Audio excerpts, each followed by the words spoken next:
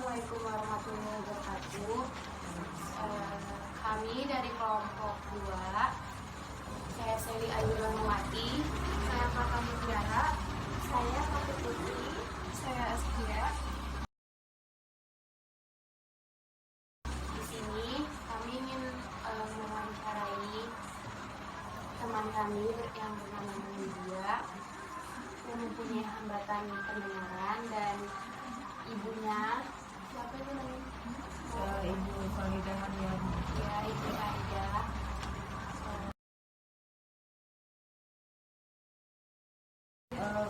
Lydia, bicara nama.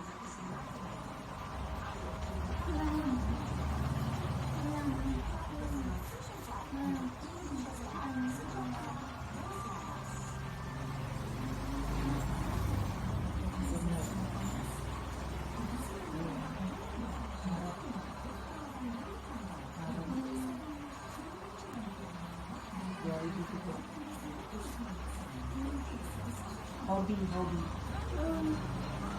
bicara ya, hobi bicara, hobi saya ya bicara.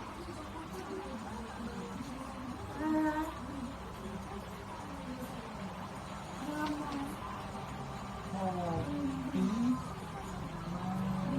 melukis.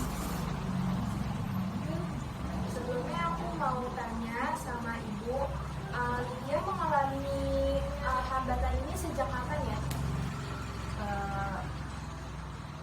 Kalau sesuai dengan waktu masih lahirnya itu, saya baru tahunya itu pas dia umur 1 tahun 8 bulan, baru tahunya. Nah, itu penyebabnya mengalami ketunarunan itu diagnosa oleh dokter apa? Waktu saya pas umur 1 tahun lebih, saya bawakan ke dokter THT. Terus dari dokter THT itu kita periksa-periksa, dan akhirnya pas dibilangnya itu kena virus burung dara, namanya apa gitu ya, ibu lupa. Tapi kata dokter itu kena virus pas diperiksa. Untuk ciri-ciri fisik yang dialami oleh anak saat itu, Nggak ada. berarti sama seperti anak lainnya ya? Kalau fisik sama dengan anak yang lainnya, cuma karena dia nggak mendengar, jadi dengar suara bisik gitu ya, berisik orang atau pintu ngejebrek gitu, ya dia nggak tahu. Tapi untuk fisik sama aja. Untuk kesehariannya, apakah dia menggunakan alat bantu dengar ketika di sekolah ataupun di rumah? Waktu masih kecil, pas dia tahu tunarungu, pakai alat. Waktu itu kan kita dapat bantuan tuh ya dari TV MNC TV kalau nggak salah, dapat alat tuh pakai. Nah sekolah kan dia sekolah dari masih kecil tuh pakai. Pas udah besar, pas udah gede-gede gitu, mungkin dia merasa risih atau malu gitu, udah nggak mau lagi. Lydia kan mengalami hambatan pendengaran. Untuk perkembangan akademiknya sendiri gimana? Untuk akademiknya sih ya, kayak anak-anak pada umumnya aja. Berarti artinya pada umumnya itu sama. Iya, dia kemarin waktu mau masuk sekolah kan, mau masuk SD, tes IQ tuh, itu malah superior ya. Ada itu sertifikatnya, ada sertifikatnya malah superior tuh, IQ-nya bagus. Nah pas mau masuk SMP mungkin sesuai perkembangan umur atau karena apa, ya masih bagus juga, masih di atas 100. Ada juga sertifikatnya, kalau kakak mau tahu nanti ibu kasih tahu. Bagus. Kalau untuk kehidupan sosialnya Lydia sendiri, dia introvert atau extrovert ya? Introvert ya. Agak malu gitu ya. Waktu masih kecil mah belum, waktu dia belum begitu menyadari ya kalau ini. Pas udah agak kemari-mari tuh, dia merasa untuk gaul di rumah ya. Kalau di sekolah sih udah seneng banget, karena kan bersama tunarungu. Nah kalau di rumah sini kan nggak ada anak-anak sini yang tunarungu, jadi dia mungkin merasa kalau berteman main sama anak-anak tuh nggak nyambung. Jadi akhirnya dia udah nggak pernah main lagi pas udah gede-gede gini. Kalau untuk Lydia sendiri, penguasaan bahasanya dia bagus nggak?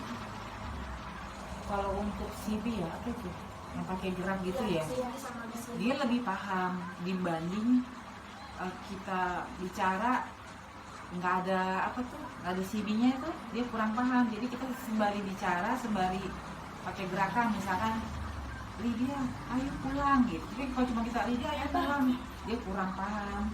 Jadi mesti pakai gerakan juga.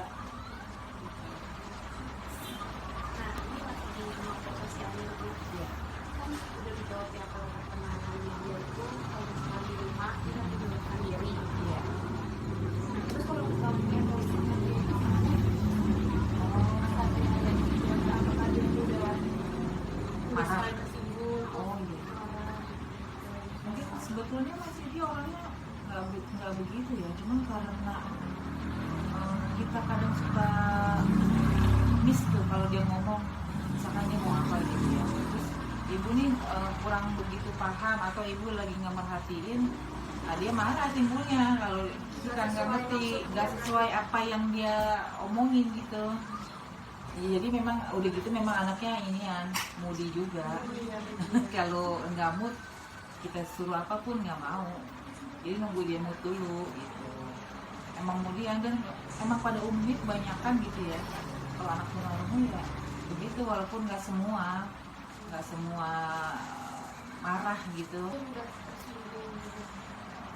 bukan tersinggung ya, dia justru kalau kita lagi bicara nih, aku bicara nih misalnya ibu bicara nih sama kakaknya gitu, dia nanya malah bicara apa, ibu bicara apa gitu, kepoan malah ya, bukan tersinggung, kepoan malah nanya apa gitu, ya kan, kepoan, kepo, ibu bicara, kepo, iya. Untuk yang berdiagnosa pertama itu siapa?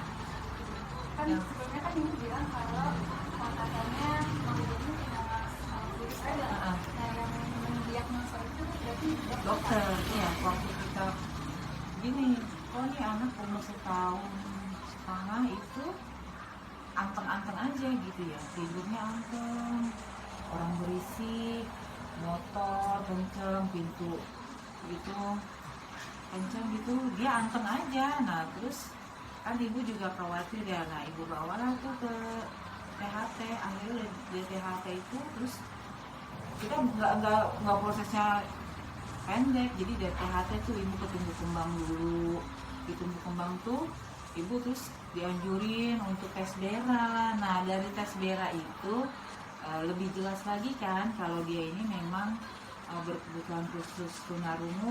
Dari hasil tes BERA itu ketahuan DB apa tuh pendengarannya itu ada berapa desibel gitu. Ada juga hasil tesnya, nanti kalau kakak-kakak mau nanti kita kasih. maaf kalau gue tahu dia ketika itu biasanya lebih 100 lebih. Jadi udah nggak ada sisa udah berat, udah nggak ada sisa pendengaran. sama. Sama 100 lebih juga. Kalau ada ini 90. Kalau kamu 11 90. Kalau dia memang kiri kanan ya. Jadi nggak ada sisa pendengaran gitu deh.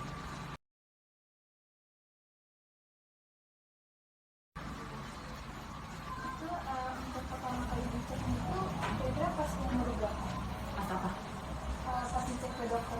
Oh, setahun 8 bulan aku ibu bawa ke dokter kan, ke dokter THT, terus langsung dianjurin ke ini, ke tumbuh kembang, tes BERA. Nah pas udah ketahuan tuh setahun 8 bulan kira-kira, dari habis itu kan disuruh terapi kan. Nah ibu itu nggak mau terapi, ibu maunya sekolah aja. Jadi umur 2 tahun setengah udah ibu sekolahin di SLB Sanadharma. 2 tahun setengah di sekolah jadinya. Tahun setengah. Di sekolah.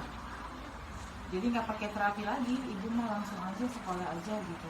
Harusnya kan terapi tuh, bukan harusnya, maksudnya dianjurkan terapi, tapi ibu lebih ke arah udah sekolah aja deh, nggak apa-apa. Ternyata memang di sekolah itu bagusnya nih emang dari masih dini, kalau sekolah tunarungu gitu jangan telat gitu nih. Pas dia masuk 2,5 tahun, jadi tuh TK-nya tuh di SLB Selang Dalam tuh panjang, nggak TK setahun, TK terus TKA, TKB itu 2 tahun tuh TK, terus masih bahasa 1, bahasa 2, 4 tahun baru masuk ke SD. SD-nya juga SLB sampai sekarang pun SMP-nya SLB. Hitungannya sama ya, umur ya, sama Sama anak yang biasa. Iya. Pas masuk SD-nya jadi sama anak biasa.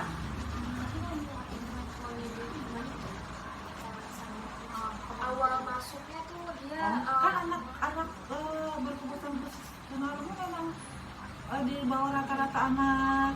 Jadi gini, misalkan ini anak umumnya 3 tahun, dia baru setahun. Intervalnya itu begitu. Memang beda, memang lebih tapi rendah. penyerapan ilmu di sekolahnya dia bagus. Bagus. Makanya dia pas SD kita udah tahu ya keiniannya dia apa gitu, langsung pas kalau dia melukis apa sama sekolahnya udah diarahin yang dia punya itu sama gurunya dikembangin, dia ikut les melukis gitu, bisa udah ketahuan. Kalau dari ibu sendiri gimana sih perasaan ibu pas tahu kalau anak saya ternyata mengalami Tunarungu lagi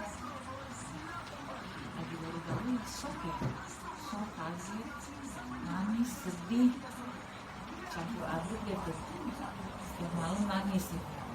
Tapi pas ibu mulai ke dokter, ternyata anak yang lebih dari ini banyak gitu kan.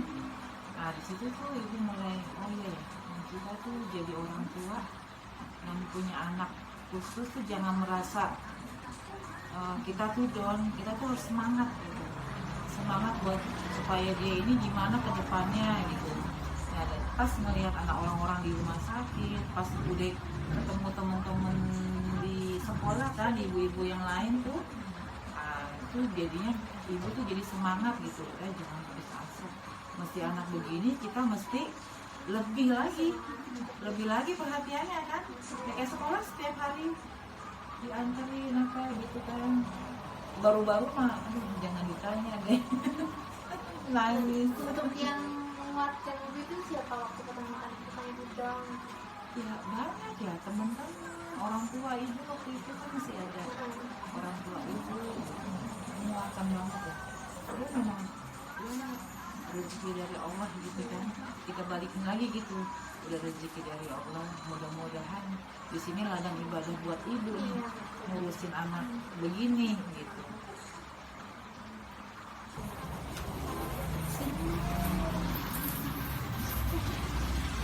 Suka melukis apa? Animo.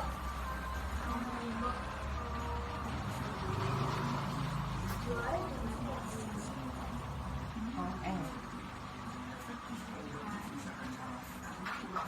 Lomba. Satu udah satu Pertama kan dia ikut yang itu dulu nih, yang antar sekolah dulu tuh.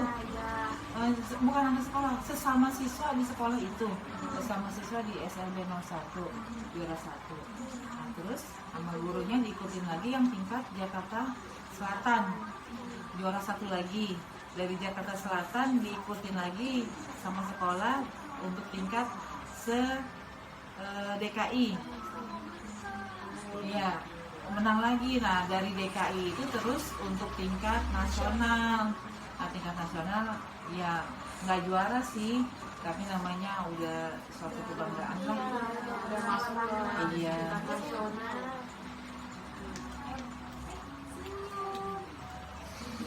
Ada nanti piagamnya kalau kakak mau lihat nanti. Kalau ada contoh ada nggak sih lukisan dia? Ada.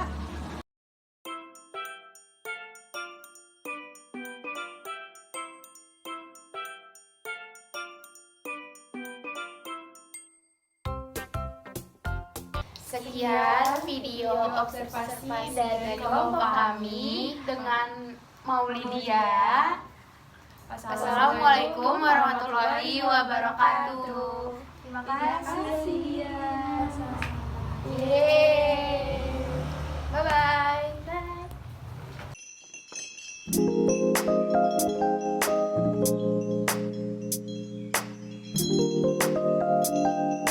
Bye.